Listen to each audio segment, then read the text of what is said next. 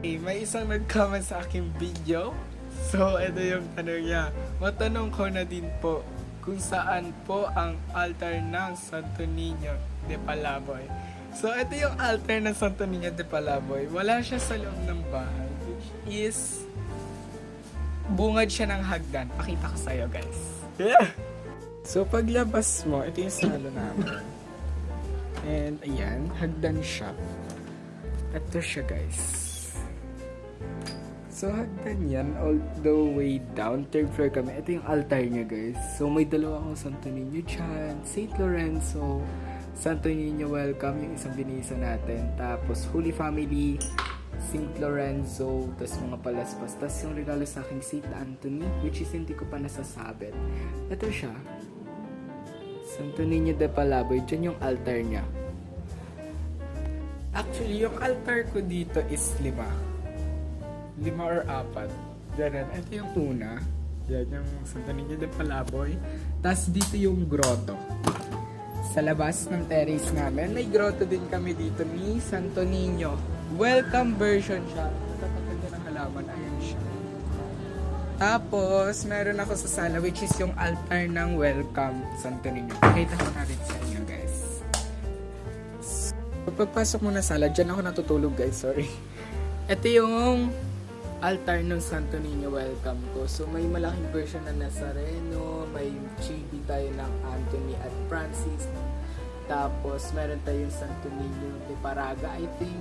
Tapos, may Holy Spirit tayo, Padre Pio, yung image ni Mother Mary, which is yun yung pinakamatanda sa buong mga santo dyan sa taas na yan. Tapos, may Bottle of Holy Water, Mother Perpetual Help, may Guadalupe, and ito yung cabinet niya, which is laman niya is puro souvenir ng binyag, kasal, and some kind of event. So dito, after na yan, sa gilid, ito yung TV, ito yung personal altar, which is, dito ka pwede magsindi ng kandila. So ito yung mother and father ko, yung pinakagitna, tas, wait lang, nagalaw siya. Yung Sacred Heart of Jesus and Immaculate Heart of Mary, tapos may mga maliliit akong saint sa taas. Ayan yung itsura niya. May mga chibi saint din ako. Sorry sa notification. May mga chibi saint din ako. And ito yung patron namin. Kung saan ako nagsiserve sa Immaculate Conception. Tapos dito, laman niya puro Bible, rosary. Guys, share ko na din na iilawan din siya. Ayan. Tingnan yung itsura niya. Tapos dito may mga stampita, rosary, mga images, mga bandana, tas dito yung mga notebooks.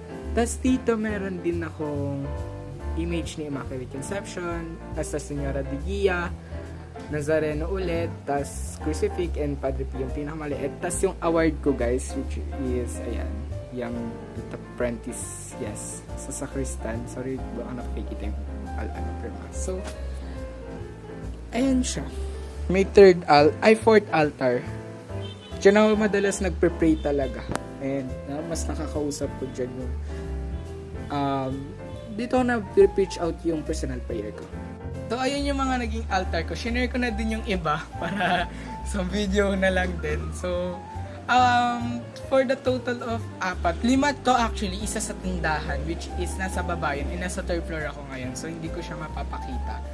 And, you know, thank you for this comment. Na-share ko yung altar ko. Yan. Ang dami kong altar. Kasi mahilig ako mangolekta ng mga saint, mga santo.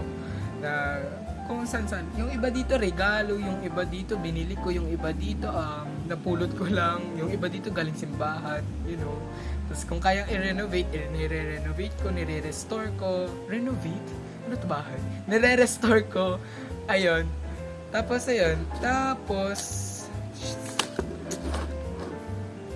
maggagawa ulit ako ng altar sa kusina naman. Gagawin nating simbahan yung bahay. Eme lang. So, ayun.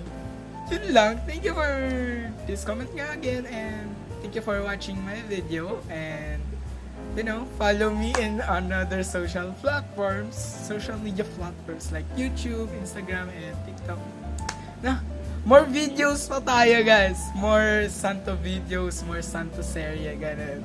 Pero syempre, hindi lang naman about santo din naman yung ipinopost ko dito. About din naman sa kung ano talaga ako, di ba? Yun lang guys. Thank you and bye-bye!